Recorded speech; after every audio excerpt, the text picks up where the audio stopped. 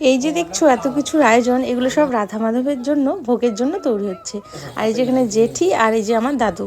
আমার দাদু আমার বিয়ের 2 বছর পর আমাদের বাড়িতে আসলো। কত বলি যে দাদু আসো, ঘুরে যাও ঘুরে যাও, দাদু বলে আসবো আসবো করে পরে ফাঁকি দেয়, আসে না। এবার আর ফাঁকি দেয়নি, যাই হোক চলে এসে। আসলে দাদু তো বৈষ্ণব মানুষ, বাড়িতে তো থাকে না।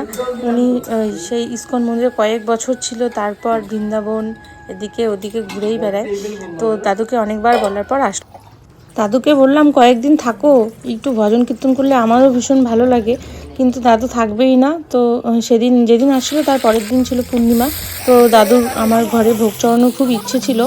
তো সেই জন্য এই যে প্রস্তুতি, বর বাজার টাজার করে দিয়ে গেল। আর এই রান্নাবান্না সব হচ্ছে জেঠির নিরামিষ ভাগের মধ্যে। আর আমি তো সবসময় নিরামিষ খাই না, সেই বৃহস্পতিবার শনিবারই শুধু খাওয়া হয়।